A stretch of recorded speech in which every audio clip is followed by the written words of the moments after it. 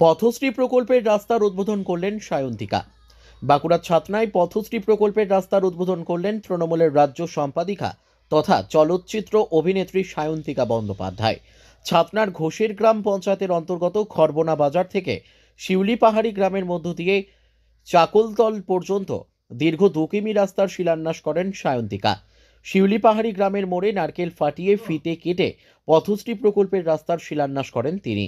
প্রায় 87 লক্ষ টাকার বরাদ্দের এই রাস্তার সুবিধে পাবেন প্রায় 2000-এরও বেশি গ্রামবাসী। ওই এলাকার দীর্ঘদিনের সমস্যা ছিল রাস্তা নিয়ে।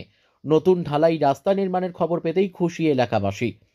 ঘোষের গ্রাম এলাকার কর্মসূচির পর সায়ন্তিকা ছাতনার জিররা গ্রামে ও শালতোড়া ব্লকের ক্রিকেট টুর্নামেন্টের অনুষ্ঠানে অংশগ্রহণ করবেন। বাঁকুড়া থেকে আব্দুল হাইয়ের রিপোর্ট, আমাদের টিভি। একটা জায়গার কথা বলে বলে উন্নয়নটা এগিয়ে নিয়ে যাচ্ছে, কিন্তু দেখুন কয়েকদিন আগে আপনাদের এখানে যে আমাদের এমপি আছে, যিনি স্বাস্থ্যমন্ত্রী, শিক্ষা প্রতিমন্ত্রী, 5 বছরে একদিনও দেখা পাওয়া গেল না, একদিনও এলো না। আপনারা বলবেন না যে আপনি কি করলেন বাঁকুড়া জেলার জন্য?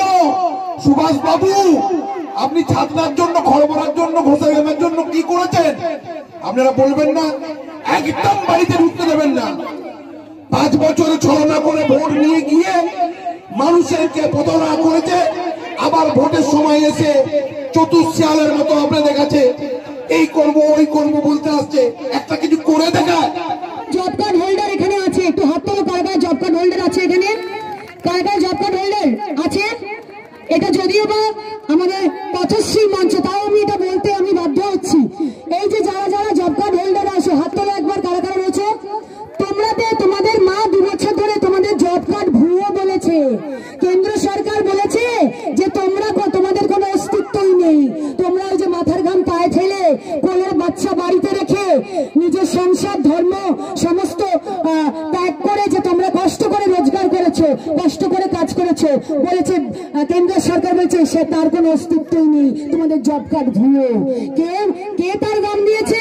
কে তার গুরুত্ব বুঝেছে? মুখ্যমন্ত্রী বুঝেছে। আমি একটা কথা মনে করে দিতে চাই যে আগামীতে আমাদের লোকসভা নির্বাচন আসন্ন, তাই বলবো একটা জিনিস মাথায় রাখবে যে দাদা একটু আগে বললো যে এই জেলার আমাদের যে যিনি সাংসদ আছেন ডক্টর সুভাষ সরকার, মাননীয় সাংসদ, ঠিক কথা বলেছেন। শঙ্কর দা ঠিক কথা বলেছেন, আমাদের স্বপন দা ঠিক কথা বলেছেন, বঙ্কিম দা, যে 5 কোটি টাকা করে সংসদে পায় উন্নয়ন করার জন্য। তা 5 কোটি টাকা করে এক বছরে যদি পায়, একজন সাংসদের মেয়াদ হচ্ছে 5 বছর। তো 5 × 5 কত হলো? 25 কোটি টাকা।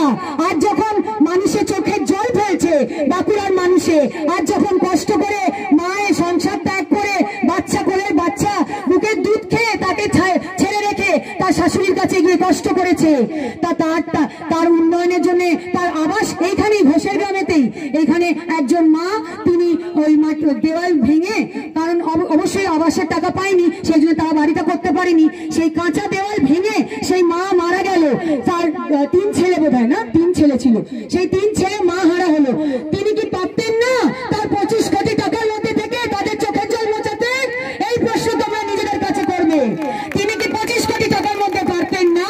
এই বাঁকুড়ার মানুষজনে যাদের ভোট পেয়ে, যাদের ভোটে জিতে উনি সংসদে গেছেন, 5 বছরের মেয়াদ, তার মানে 25 কোটি টাকা। আজকে গ্রাম বাংলা জানতে চায়, আজকে বাঁকুড়া জানতে চায়, ছাতনা জানতে চায়, আজ ঘোষের গ্রাম জানতে চায় যে সেই 25 কোটি টাকার কোন ল্যাম্পপোস্ট তিনি লাগিয়েছেন, কোন ব্রিজ তিনি করেছেন, কোন রাস্তা তিনি করেছেন, কোন উন্নয়নের কাজ তিনি করেছেন, আজ ছাতনা জানতে চায়।